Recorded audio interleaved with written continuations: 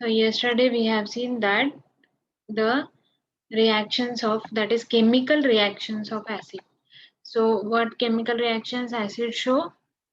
कौन से chemical reactions दिखाता है? That is reaction with, yes, metal, reaction with metal oxide, then reaction with sodium carbonate, sodium bicarbonate, which is also known as sodium hydrogen carbonate, and then reaction with base. So acid react with base and there is a formation of neutralization, salt and water. It is known as neutralization reaction. Okay, so in this case we have seen all these reactions, and what is common in all those reactions? The thing which is common was that acid produce, क्या common था? कौन बताएगा? What was common? कि acid produce salt and water with everything. Yes, very good. So there is a formation of salt in everything. बस difference किस में होता है? जो गैस रिलीज होता है उसमें, कहीं हाइड्रोजन गैस है, कहीं कार्बन डाइऑक्साइड है. Okay, so there is a difference. Okay, so now we have seen everything, means about chemical reactions and physical properties, all those things about acid. So now we will see about base. So do you know a term that is active metals? Active metals किसको बोलेंगे? किसी को कुछ पता है? What is active metal? Just ऐसे एक term लेते हैं, एक्टिव मेटल्स. कौन से मेटल को एक्टिव बोलेंगे? अब एक लॉजिक ये है कि लगाना है कि हम अभी तक जो पढ़े हैं, दैट इज एसिड बेस, हम जो पढ़ रहे हैं, तो उसमें कुछ ना कुछ एक्टिव मेटल हम उनको बोलेंगे जो कुछ एसिड या बेस से रिलेटेड हो, मीन्स कुछ तो प्रॉपर्टी दिखाते हो. तो आपको क्या लगता है एक्टिव मेटल्स किसको बोलेंगे? So active metals, if anyone knows, you can tell me. Okay. So active metals are the metals which displaces hydrogen ion in acid. मतलब क्या करते हैं वो? Displaces hydrogen ion in acid. तो अब जो डिस्प्लेस जल्दी करता है और जो जो मेटल डिस्प्लेस करता है उनको हम क्या बोलते हैं? Active metals. तो ऐसे कौन से मेटल है? Sodium, potassium, zinc, calcium, iron, ferrous जो बोलते हैं, ferric, ferrous, magnesium, etcetera are the active metals. That is the displace. Yesterday we have seen reaction, हमने रिएक्शन देखी लाइक कि हमने देखा कि Na पॉजिटिव अगर आपने लिया और उसमें HCl डाला तो हमको मिलता है NaCl प्लस H2O. तो दिस इज व्हाट इसने क्या किया? It displaces this hydrogen ion from hydrochloric acid. Acid से क्या किया? हाइड्रोजन आयन को डिस्प्लेस कर दिया, निकाल दिया, और खुद है ना क्लोरीन के साथ में अटैच हो गया. तो एक्टिव मेटल इसको बोलते हैं. ओके, तो बस ऐसे ही ध्यान में रखना. एक जस्ट शॉर्ट टर्म बताई कि what is active metal. Got it कि what is active metal? So active metal is a metal which displaces H positive ion. Okay, so उसको बोलते हैं active metal. Now we will go towards base. अब हमको chemical properties और chemical reactions किसकी देखनी है? बेस. क्योंकि हमने एसिड का तो देख लिया, ठीक है. तो अब एसिड भी मेटल के साथ रिएक्ट होता था, बेस भी मेटल के साथ में ही रिएक्ट होगा. ओके, तो मेटल लाइक सपोज जिंक है एंड बेस कोई भी ले लो, suppose NaOH is a base. So there is a formation of 2 plus H2. तो कौन सा गैस रिलीज हो रहा है? H2 gas. So what is common in chemical properties of base and acid? That both when reacts with metal, there is a formation of what? Formation of H2 gas. That is evolves, H2 gas evolve. And this is the sodium silicate salt. तो ये भी क्या हुआ, salt. मतलब आपको ये समझ में आता है कि एसिड बेस जब रिएक्ट होते हैं किसी के साथ तो मैक्सिमम टाइम क्या होता है, सॉल्ट ही प्रोड्यूस होता है। लेकिन सॉल्ट में भी डिफरेंस होता है, अलग अलग टाइप के सॉल्ट होते हैं। Okay, so in this way there is a reaction, means metal shows reaction, base shows reaction with metal, and there is a formation of salt and release of hydrogen gas. Okay, समझ में आ गया कि क्या हो रहा है। That is क्या हो रहा है, जिंक मॉलिक्यूल जो है it is reacting with NaOH, NaOH के साथ में रिएक्ट हो रहा है, there is a release of H2 gas. तो आपको क्या करना है, अगर नहीं समझ में आ रहा है किसी को तो इसमें से H2 गैस को रिलीज कर दो और उसके बाद में जो बचा है उसको फॉर्मूला बना के लिख दो, क्योंकि ये आपके लिए कंपाउंड नया है, सोडियम सिनकेट। सोडियम सिनकेट जो सॉल्ट है, जैसे हमको अगर दूसरा कोई बोलो जैसे जिंक ऑक्साइड, हम तो हम बना लेते हैं फॉर्मूला मन से भी, है ना, जिंक हाइड्रोक्साइड, जिंक ऑक्साइड, तो वो फॉर्मूलेज हम मन से बना लेते हैं। ठीक है, सो अब ये है कि जो मेटल्स है सारे मेटल बेस के साथ रिएक्ट नहीं होते। जैसे मैक्सिमम मेटल्स जो है वो एसिड के साथ रिएक्ट होते हैं और हाइड्रोजन आयन डिस्प्लेस भी करते हैं, but all metals do not react with base. Only few metal जैसे जिंक है और ये है टीन है, tin reacts with metal, that is अगर हम टीन का रिएक्शन देखिए, मेटल नहीं sorry base, tin itself is a metal, तो सेम प्लस H2। तो tin reacts with metal, zinc reacts with metal, तो अब इसको क्या बोलते हैं, सोडियम स्टैंटानाइट। स्टैंटानाइट मीन्स वो टीन का नाम है। ओके, तो इसलिए उसका नाम वैसे है। तो it is there is a formation of salt. तो यहाँ पे हम देख सकते हैं कि मेटल्स के साथ में रिएक्शन बेस भी दिखाता है, एसिड भी दिखाता है, बट एसिड और बेस में डिफरेंस क्या है, एसिड का मोर रिएक्टिव है, ज्यादा से ज्यादा मेटल रिएक्शन में पार्ट लेते हैं, but in case of base very few metals take part in the reaction. Okay, तो ये ध्यान में रखने के लिए बहुत इजी है, बिकॉज दोनों भी इसमें सेम सेम चीजें हो रही है, सॉल्ट फॉर्म हो रहा है और हाइड्रोजन गैस क्या हो रहा है, रिलीज हो रहा है। ओके, समझ में आया। Now reaction with acid, metals sorry base reacts with acid like NaOH plus HCl। Okay, दोनों भी क्या रहेंगे, एक्वियस एक्वियस, ये ध्यान में रखना है। उसके बाद में there is a formation of salt plus water. ये रिएक्शन हमने कल भी देखी थी। इस रिएक्शन को क्या बोलते हैं, इसमें बेस है और एसिड भी है। Base acid when react with each other and there is a formation of salt and water, this process is known as, क्या बोलते हैं, न्यूट्रलाइजेशन।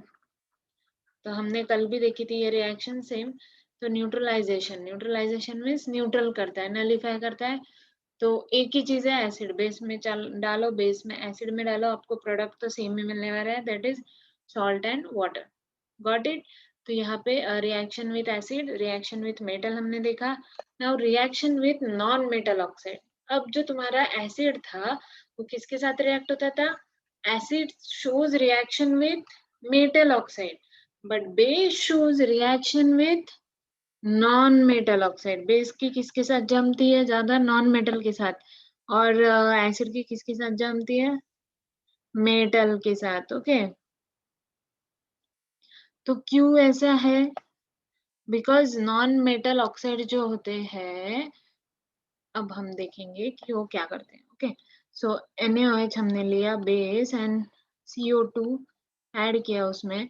CO2 मतलब क्या है, कार्बन डाइऑक्साइड है। ठीक है, तो कार्बन जो है, तो इट इज, अब कार्बन जो है नॉन मेटल है, तो मेटल ऑक्साइड क्या हुआ उसका, carbon dioxide is a non metal oxide. Okay, and there is a formation of Na2CO3 plus H2O। Okay, sodium carbonate. तो अब आपको इस पे से कुछ क्लिक हो रहा है रिएक्शन देख के,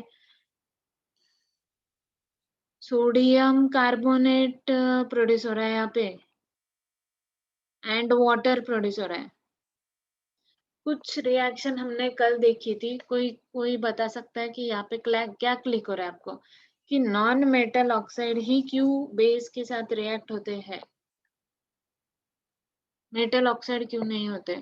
तो एक चीज हम यहाँ पे नोट कर सकते हैं कि sodium carbonate reacts with acid, हमने कल देखा था ना, sodium carbonate, sodium bicarbonate reacts with acid and there is a formation of salt and water. इसका मतलब क्या है? Sodium carbonate shows basic nature, उसका नेचर क्या है? बेसिक नेचर है। दैट्स वाई सोडियम कार्बोनेट और सोडियम बाइकार्बोनेट जो है उसका रिएक्शन बेस के साथ हम नहीं देखेंगे, क्योंकि उसका रिएक्शन बेस के साथ नहीं होता है, because itself it shows the properties of base. Sodium carbonate और सोडियम बाइकार्बोनेट खुद ही बेस की प्रॉपर्टी दिखाते हैं। दैट्स वाई जो बेस की रिएक्शन है उसमें हमको ये देखने को नहीं मिलेगा। क्यों? क्योंकि अब हम देख रहे हैं कि नॉन मेटल ऑक्साइड के साथ जब बेस रिएक्ट होता है तो वो सोडियम कार्बोनेट ही प्रोड्यूस करता है।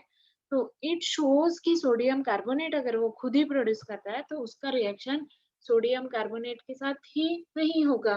ओके, तो अब ये बोला जाता है कि नॉन मेटल ऑक्साइड्स जो है they are generally acidic in nature. ये एक अलग बात पता चली कि non metal oxide are generally acidic in nature, that's why they react with base. इसलिए मेटल ऑक्साइड ही एसिड के साथ रिएक्ट होते हैं, नॉन मेटल ऑक्साइड बेस के साथ रिएक्ट होते हैं। समझ में आया? अब यहाँ पे एक कंफ्यूजन लग सकता है कि ये मतलब, ये देखो, बेस के साथ नॉन मेटल ऑक्साइड प्रोड्यूस कर रहे हैं सोडियम कार्बोनेट, जिसके साथ एसिड रिएक्ट होता है जो कि बेसिक नेचर का है, और बेस के साथ जो नॉन मेटल ऑक्साइड हम रिएक्ट कर रहे हैं वो एसिडिक नेचर का है। कुछ समझ में आ रहा है? तो इसके साथ एसिड रिएक्ट नहीं होगा और इसके साथ बेस रिएक्ट नहीं होगा। समझ आया? कुछ नहीं समझ आ रहा है तो छोड़ दो, जस्ट मैं थोड़ा डीप में जा रही हूँ, अगर नहीं समझ आ रहा है तो थोड़ा ऐसे छोड़ देना। बस यही ध्यान में रखना है कि sodium hydroxide reacts with non metal oxide and there is a formation of sodium carbonate and water. ठीक है? और ये ध्यान में रखना है कि ये जो है मतलब नॉन मेटल ऑक्साइड्स, तो non metal oxides are acidic in nature, just exam point of view ये ध्यान में रखना है।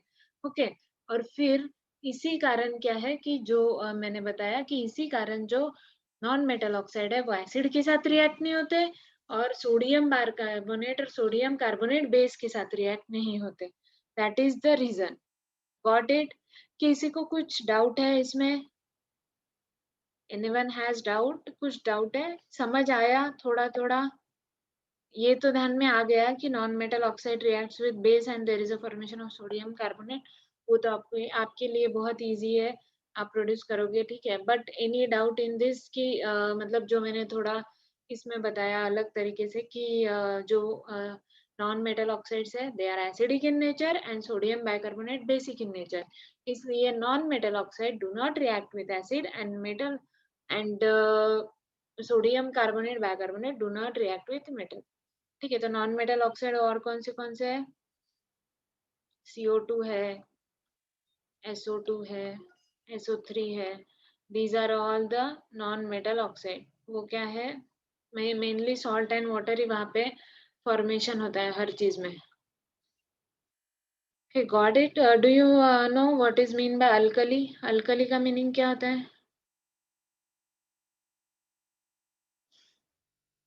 अल्कली किसी को पता है? Alkali, alkali, what do you mean by alkali? Alkali का मीनिंग क्या होता है? एनीवन? नहीं पता? ओके, अल्कली और बेस दो चीजें हैं। हमको लगता है base and alkali they are equal, but है भी और नहीं भी। तो हम ऐसा बोलते हैं कि alkali dissolves in water, so the base which dissolve in water is known as alkali। जो बेस वाटर में डिजोल्व होता है उसको क्या बोलते हैं? उसको बोलते हैं अल्कली। तो इस पे से हमको पता चलता है कि all the alkalis are bases, all alkali bases, but all base not alkali. समझा? अब कोई भी सपोज आप बेस ले रहे हो और वो अगर डिजोल्व होता है वाटर में, तो उनको हम क्या बोलते हैं, जैसे सोडियम हाइड्रोक्साइड है, सोडियम हाइड्रोक्साइड को वाटर में डालो तो डिजोल्व हो जाता है, ठीक है। तो उस बेस को हम क्या बोलेंगे, अल्कली बोलेंगे, ठीक है। तो लेकिन अब मतलब क्या हुआ कि जो जो बेस अल्कली में डिजोल्व, वाटर में डिजोल्व हो रहे हैं उनको हम अल्कली बोल रहे हैं। तो क्या हुआ, सारी अल्कली क्या हो गई, बेस हो गई, बिकॉज बेस ही है ना, वो सिर्फ वाटर में डिजोल्व हो रहा है।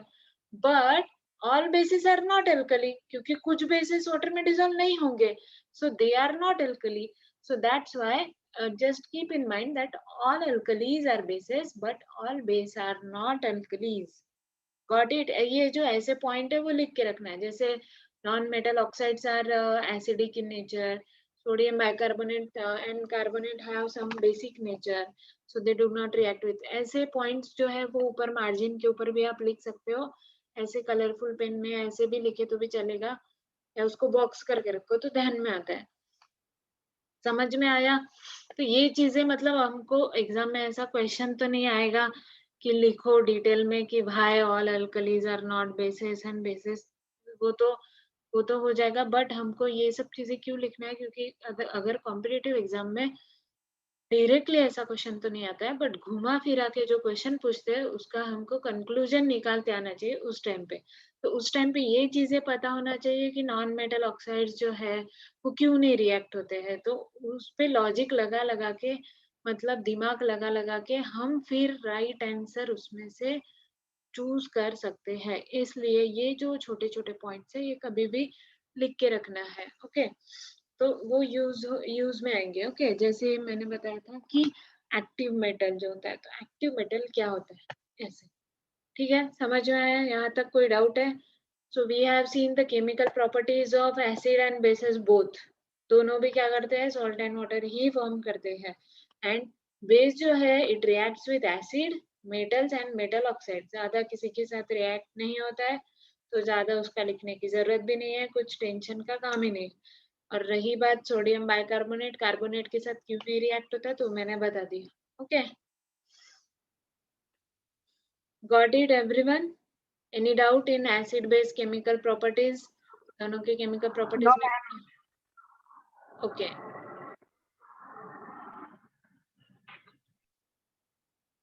Okay, so next is acidity and basicity. अब आप बोलोगे ये तो हो चुका, बट डिटेल में नहीं हुआ कि एसिडिटी क्या होता है, बेसिसिटी क्या होता है।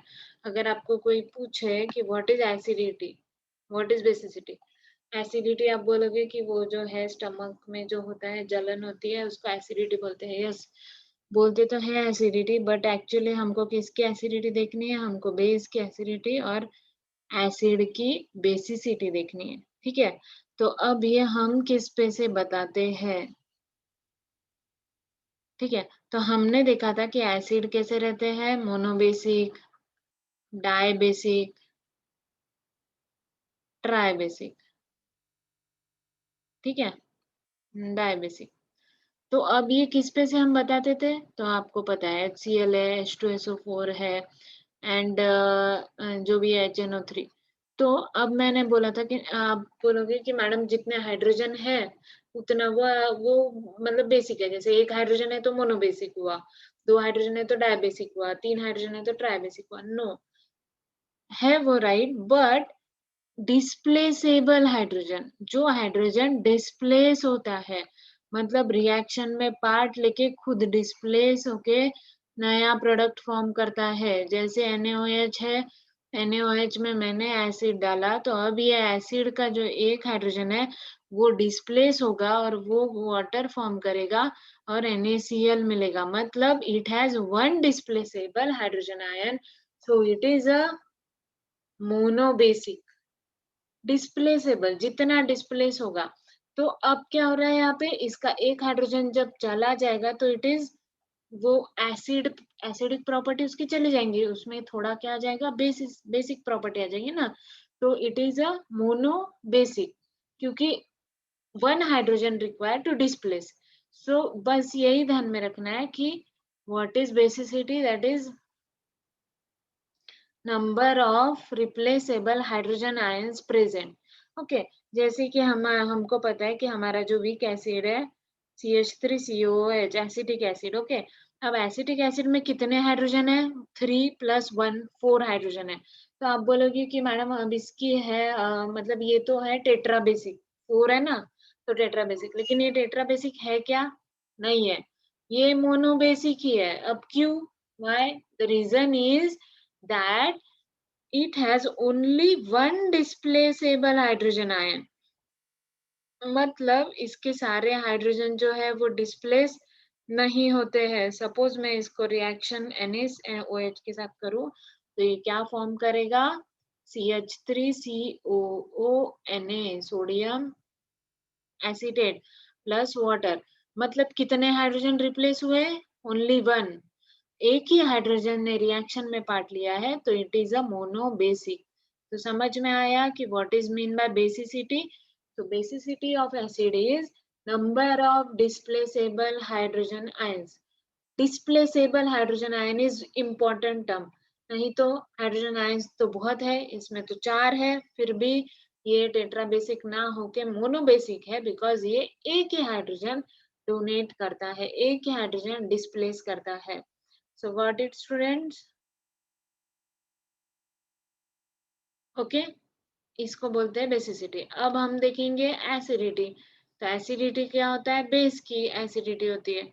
तो बेस का जो एसिडिटी है same number of replaceable OH ion, OH negative ion. OH negative ion कितने भी रहो उसके पास, बट वो रिप्लेस कितने करता है उस पे उसकी एसिडिटी डिपेंडेंट है। ओके, मीन्स उसका मतलब इस पे से हमको एक लॉजिक लगाना है कि जैसे हमारा जो एसिड है वो अगर रिप्लेस करेगा हाइड्रोजन, जितना उसमें हाइड्रोजन ज्यादा रहेगा उतना हम उसको एसिडिक कैरेक्टर ज्यादा ऐसे बोलेंगे। अगर हाइड्रोजन उसका कम कम होता है मतलब वो बेसिक कैरेक्टर के पास आ रहा है। तो अगर एक हाइड्रोजन से कम हो रहा है, एक हाइड्रोजन रिप्लेस हो रहा है, तो मोनो बेसिक हुआ, 2 हाइड्रोजन तो डाई बेसिक हुआ। ऐसे मतलब जैसे जैसे ट्राई बेसिक टेट्रा बेसिक की तरफ जा रहा है, वैसे वैसे क्या हो रहा है, उसका क्या है, बेसिसिटी बढ़ता जा रहा है, राइट। तो मतलब कोई भी चीज में घुस के देखना है कि उसका मीनिंग क्या है। जैसे बस पढ़ लिया कि एसिडिटी है बेस को होती है, बट बेस को क्यों होती है? बेस का बेसिक नेचर क्यों है? Due to hydroxyl ions. अब हाइड्रोक्सिल आयन ही कोई चला जाए तो फिर क्या हो जाएगा? वो थोड़ा एसिडिक प्रॉपर्टी आएगा उसमें, या फिर हम उसको एसिडिटी बोल देते हैं। ओके, सो गॉट इट कि what is acidity, what is basicity? Number of replaceable ions. फिर वो हाइड्रोजन आयन रहे तो बेसिसिटी, और हाइड्रोक्सिल आयन रहे तो एसिडिटी। समझ में आया? तो मैंने अगर कुछ एग्जांपल दिए तो आप बता पाओगे कि वो एसिडिक है, मतलब उनकी एसिडिटी या बेसिसिटी कितनी है? मैं यहाँ पे लिख रही हूँ कुछ एग्जांपल्स, उनका मुझे लिख के देना है कि एसिडिटी या बेसिसिटी कितनी होती है। कल भी मैंने बोला था, 2-3 लोगों ने ही लिखा, बाकी लोगों ने नहीं लिख के दिया। तो इनकी बेसिसिटी और एसिडिटी दोनों की बताना है कि कितनी है। Okay, got it? समझ में आया? Any problem? अभी तक कुछ क्वेश्चन है chemical properties of acid base में और एसिडिटी बेसिसिटी में कुछ क्वेश्चन है?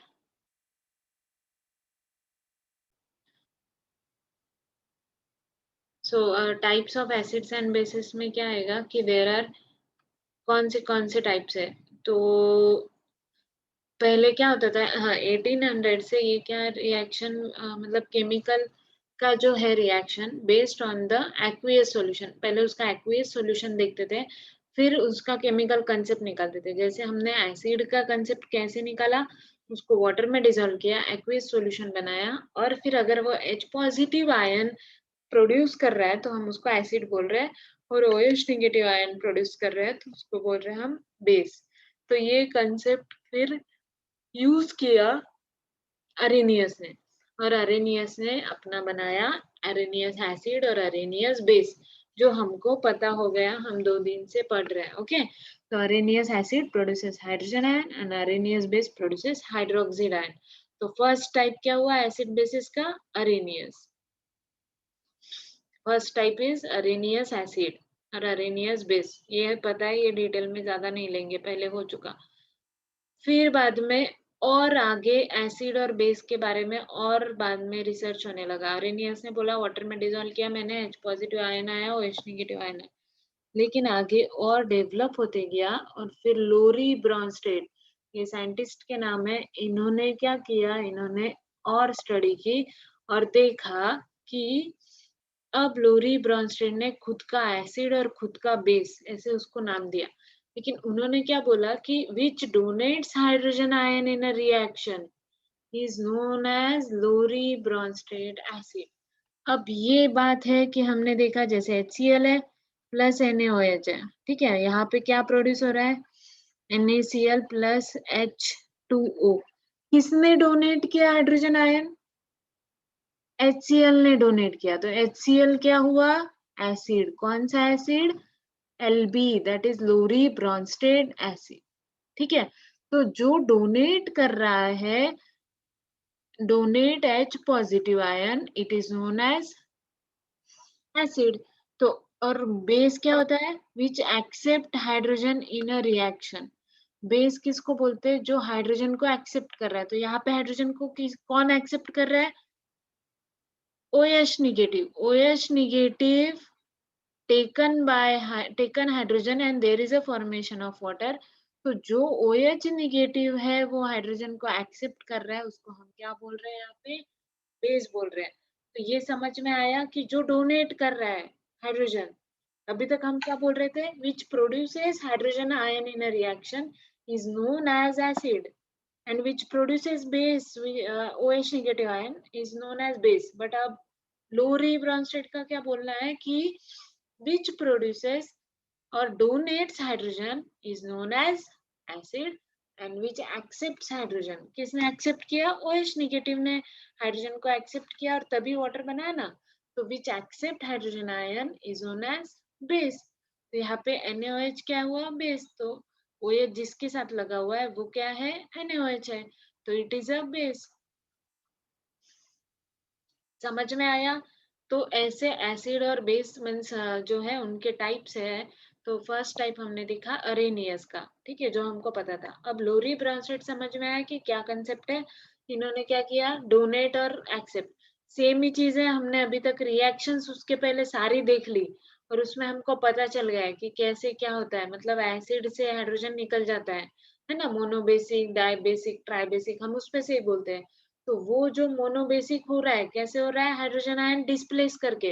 तो वो जो एक्टिविटी है उसके हाइड्रोजन आयन डिस्प्लेस करने की, उन्होंने उसको लोरी ब्रॉन्स्टेड ने खुद का नाम देके दे दिया लोरी ब्रॉन्स्टेड एसिड। और Lowry Bronsted base means which accepts hydrogen ion. तो अब कोई भी चीज आपको दिखती है कि जो हाइड्रोजन आयन एक्सेप्ट करती है, it is known as base, और जो हाइड्रोजन आयन डोनेट करती है, it is known as acid. समझ में आया? और एक टाइप है लेकिन अभी नहीं हो पाएगा, हम देखेंगे नेक्स्ट लेक्चर में, conjugate acid and conjugate base. तो इसका थोड़ा अच्छे से डिटेल में देखेंगे, नेक्स्ट लेक्चर में देखेंगे। Okay, thank you.